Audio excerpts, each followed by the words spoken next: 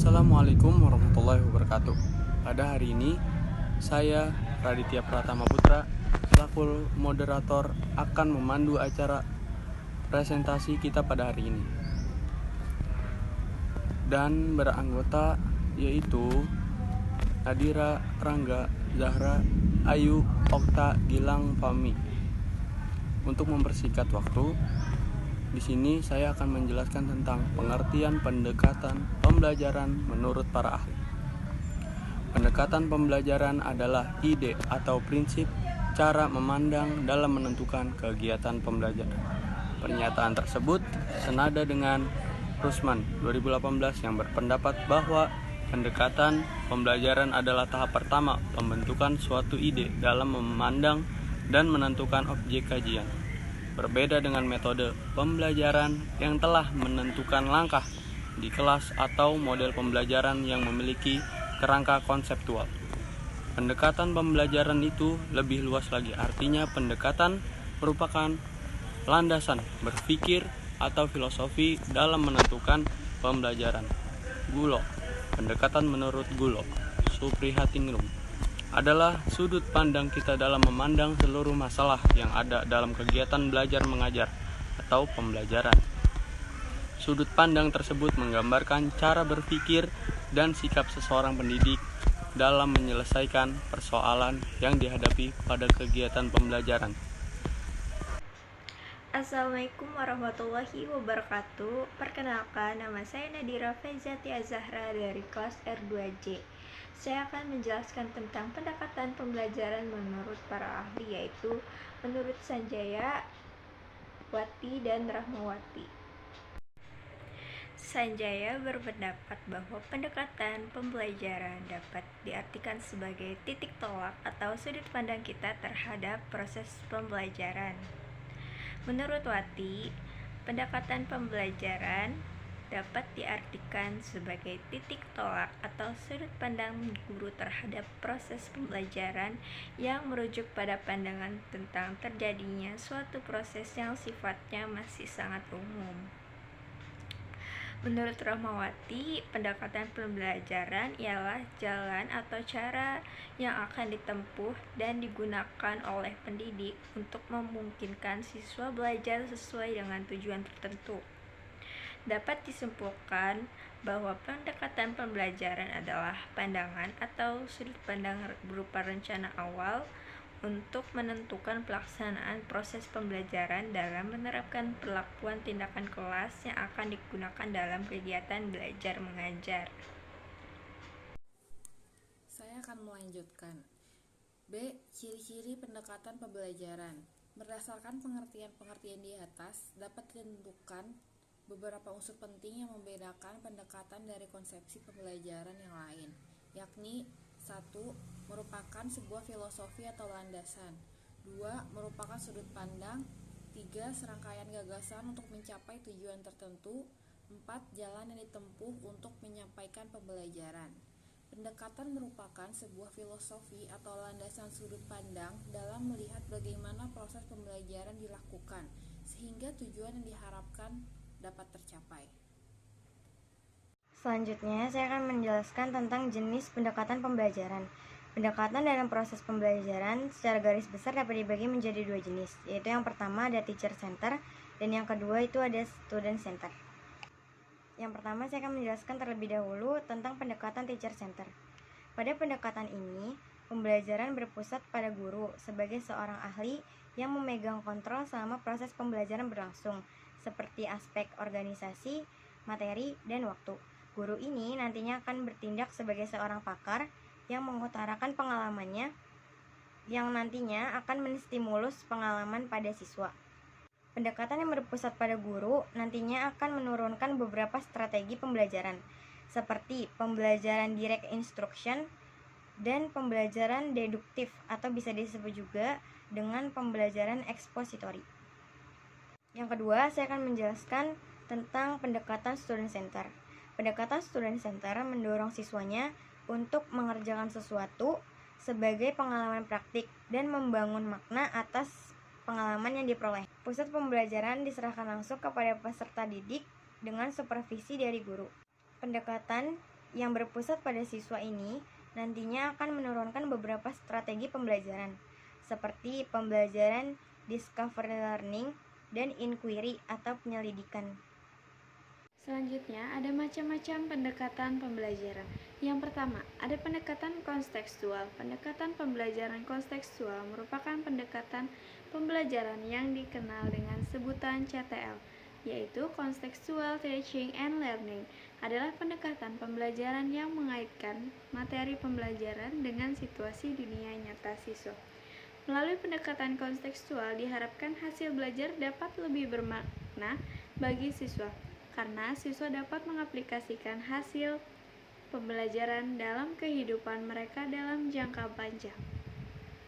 Komponen-komponen yang menyusun pendekatan kontekstual dan sekaligus menjadi cirinya adalah sebagai berikut. Yang pertama, ada membangun hubungan untuk menemukan makna, yaitu relatif. Yang kedua, melakukan sesuatu yang bermakna disebut expression.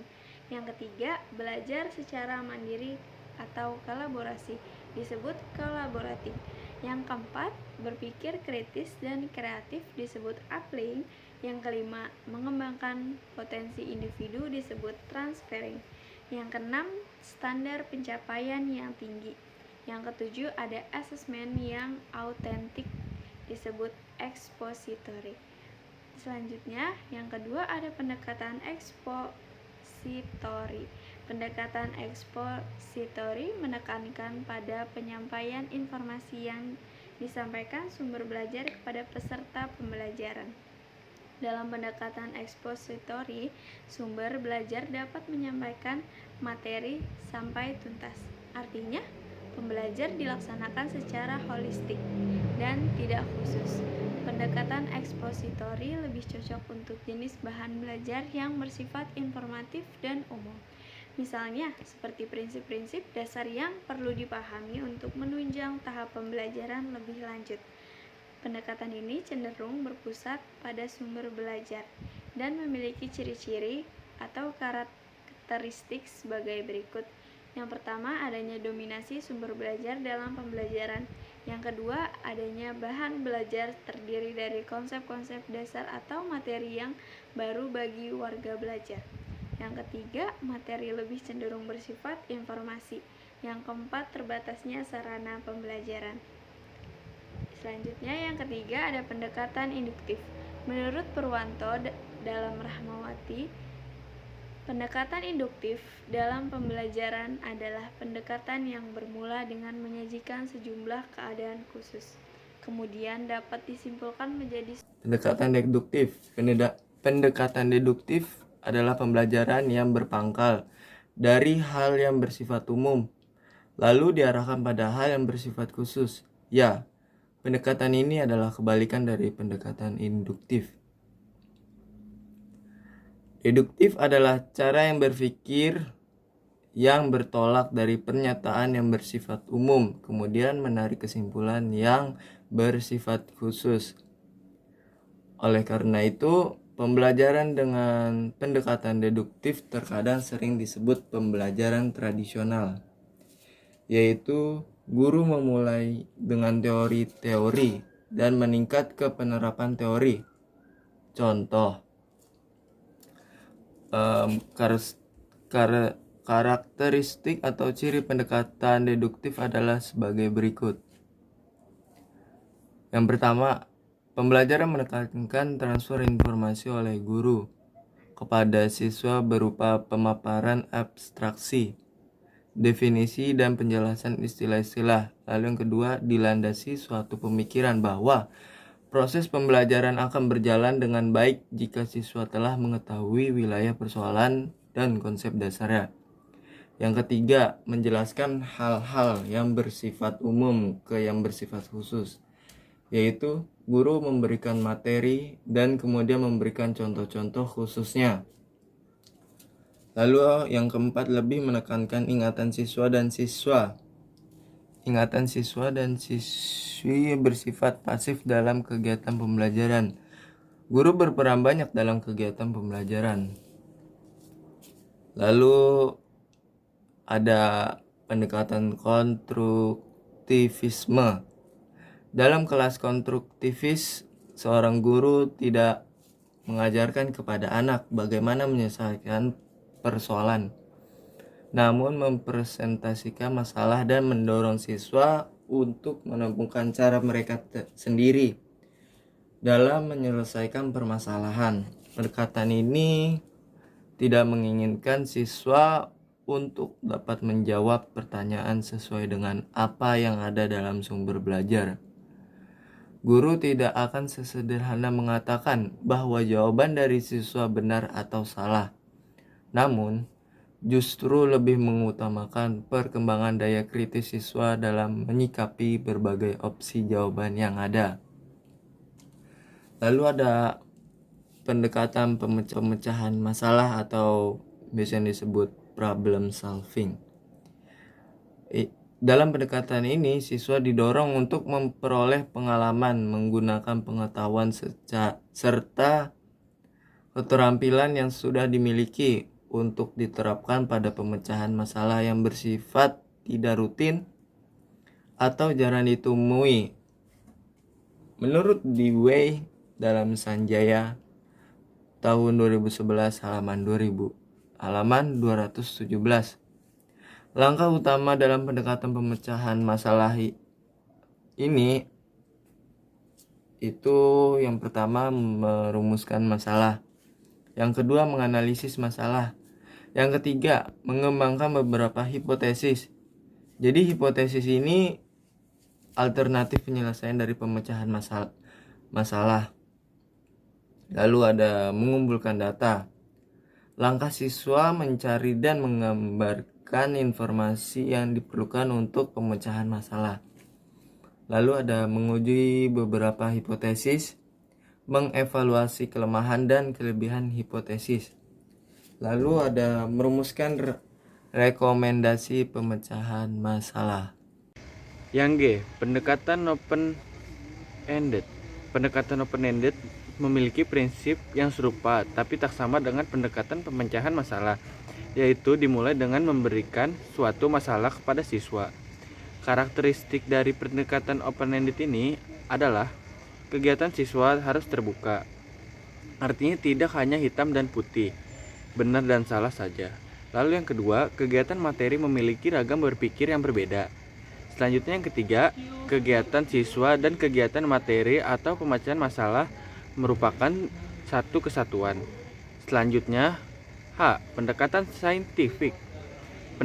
Pendekatan saintifik dalam pembelajaran adalah proses pembelajaran yang dirancang agar peserta didik secara aktif mengkonstruksi konsep, prosedur, hukum, atau prinsip melalui tahapan saintifik, yakni 1. Mengamati, 2. Merumuskan masalah, 3.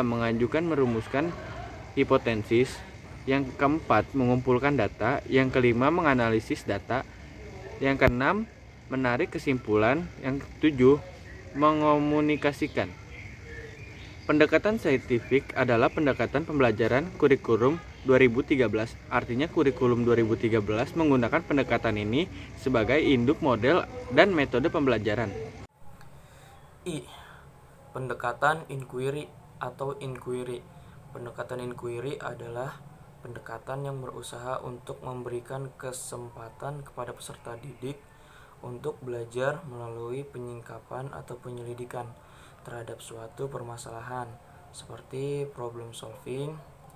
Pendekatan inquiry lebih berpusat pada keaktifan siswa yang berusaha memecahkan permasalahan secara mandiri. Kemudian, dalam pendekatan ini, materi yang disajikan tidak dibahas sampai tuntas, sehingga memberi peluang kepada peserta didik untuk mencari dan menemukan sendiri dengan menggunakan berbagai cara yang distimulus oleh guru. Kemudian Burner mengungkapkan bahwa landasan yang mendasari pendekatan inquiry adalah karena hasil belajar dengan cara ini lebih mudah diingat dan menerap pada siswa. Selain itu, materi juga menjadi lebih mudah untuk disampaikan kepada seluruh peserta didik. Menurut Rusian DKK 1992, langkah-langkah yang dapat dilakukan untuk menggunakan pendekatan inquiry yaitu yang pertama ada stimulation, sumber belajar mulai dengan bertanya, mengajukan persoalan, atau memberikan kesempatan kepada warga belajar untuk membaca atau mendengarkan uraian yang membuat permasalahan.